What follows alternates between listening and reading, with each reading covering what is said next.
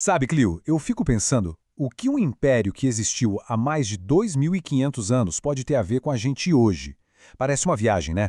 Mas a história dos persas, os verdadeiros mestres da conexão, tem umas respostas que, olha, podem surpreender. Pois é, Alex, pode parecer uma loucura total, mas os persas eram simplesmente gênios da inovação. Eles não só dominaram um território gigantesco, como também criaram soluções brilhantes para os problemas da época. Tipo, como lidar com um calor de deserto insuportável? Exatamente. Pensa num ar-condicionado que não gasta um pingo de eletricidade. Essa era a mágica dos Badgers. Eram umas torres altas, super espertas, que capturavam qualquer ventinho, por mais fraco que fosse, e o jogavam para dentro das casas. Esse ar passava por cima de uma água guardada no subsolo, resfriava e pronto, uma brisa fresquinha, tudo de forma natural e sustentável. É uma ideia tão boa que inspira arquitetos até hoje. Uau, que incrível!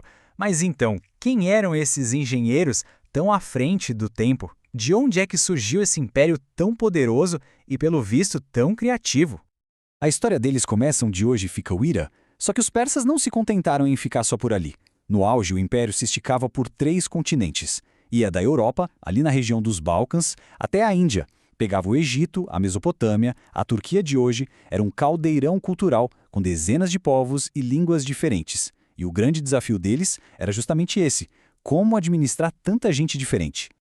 Para a gente entender melhor, a história pérsia como uma série com 3 temporadas. A primeira, o Império Aquemênida, foi a Era de Ouro, a fase dos reis mais famosos e da maior expansão. A segunda foi um período de domínio estrangeiro, depois que Alexandre o Grande chegou, e a terceira, o Império Sassânida, foi um tipo de renascimento. Hoje a gente vai focar na primeira temporada, que é onde a mágica toda aconteceu.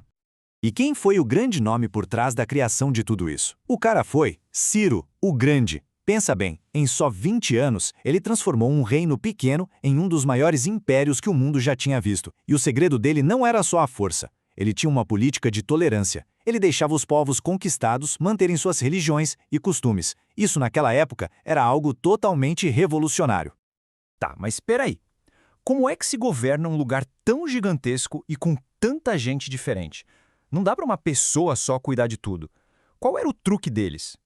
O segredo, Alex, está nesse número aqui, 20. Foi uma sacada genial.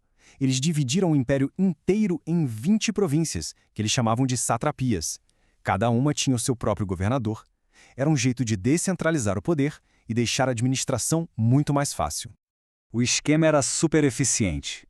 No topo de tudo, o Shah, o rei dos reis. Abaixo dele, em cada uma das 20 províncias, um sátrapa, o governador. Ele era os olhos e ouvidos do rei naquele lugar. E para garantir que a máquina toda funcionasse, tinha uma burocracia enorme, com gente cuidando de impostos, leis, ordem, tudo. Era um sistema que dava autonomia local, mas mantinha um poder centralizado no rei. Ah, então Ciro foi quem fundou tudo, mas não foi ele que organizou essa estrutura toda? Exato. Ciro foi o conquistador, mas Dário I foi o grande organizador. Foi tipo o CEO do Império Persa. Ele sacou que para manter um império daquele tamanho unido, não bastava ter exércitos de governadores. Era preciso criar conexões de verdade entre as pessoas e os lugares. E como ele fez isso?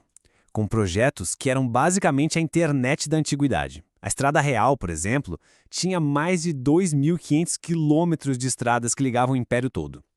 Nela, ele criou o primeiro serviço postal da história. Uma mensagem conseguia cruzar o império em uma semana, o que era uma velocidade absurda para a época. E para a economia girar, ele padronizou tudo: leis, moedas, pesos e medidas. De repente, um cara da Turquia podia fazer negócio com alguém da Babilônia sem problema nenhum. O cara era um visionário. Nossa, que organização! É fascinante! Mas e a vida das pessoas? Como era a cultura persa? No que eles acreditavam? A religião oficial era o zoroastrismo, uma das mais antigas do mundo. A ideia central era uma batalha cósmica entre o deus do bem e da luz, Ahura Mazda, e um espírito do mal e da escuridão, Ahriman. Para eles, a vida era uma escolha diária, de que lado você está, e acreditavam que as boas ações aqui na Terra seriam recompensadas na vida após a morte. E essa grandeza toda se refletia na arquitetura. Os palácios, como o de Persépolis, eram gigantescos. Tinham aquelas colunas imensas que pareciam tocar o céu, sabe? E as paredes eram todas decoradas com relevos contando as vitórias do império. Era uma demonstração de poder. Eles também eram muito bons em engenharia. usando técnicas como abóbadas para criar espaços enormes e arejados. E a arte deles, como era? Ah, eles eram mestres do luxo. Os tapetes persas, com aqueles desenhos super complexos e coloridos, são famosos até hoje. E eles eram incríveis com metais. Criavam joias, armas, objetos de decoração, tudo com uma beleza e uma técnica impressionantes, que eram desejados no mundo antigo inteiro. Com um sistema tão organizado e uma cultura tão rica, o Império Persa parecia que ia durar para sempre, né? Mas a gente sabe que não foi bem assim. O que deu errado? Bom, o começo do fim veio com Xerxes, o neto de Dario. Ele ficou obcecado com a ideia de vingar a derrota do pai para os gregos. E aí ele gastou uma fortuna e mobilizou exércitos gigantescos para atacar a Grécia. Essas foram as famosas Guerras Médicas. De um lado, o gigantesco Império Persa, do outro, as pequenas, mas muito organizadas cidades-estado gregas, as polis, como Atenas e Esparta. Essas guerras sugaram todos os recursos do Império e o enfraqueceram demais. Essa obsessão do Xerxes com a Grécia foi a gota d'água. As guerras sem fim e os impostos altíssimos para pagar por elas começaram a gerar muitas revoltas internas. Enquanto a Pérsia se enfraquecia por dentro, um novo poder estava surgindo no oeste, a Macedônia. Foi aí que apareceu um jovem rei chamado Alexandre, o Grande. Com uma genialidade militar incrível, ele invadiu e conquistou o Império Persa em pouquíssimo tempo. E essa conquista iniciou uma nova era, a da cultura helenística, que foi uma mistura da cultura grega com a dos persas, egípcios e outros povos da região. Mas, mesmo com o fim do Império, a cultura persa não desapareceu, né? De jeito nenhum. O Irã de hoje é herdeiro direto dessa cultura riquíssima. Mas a influência deles vai muito além. Sabe a ideia de dividir um país em estados ou províncias para governar melhor? Isso é persa. A ideia de que estradas e comunicação são essenciais para unir uma nação? Legado persa.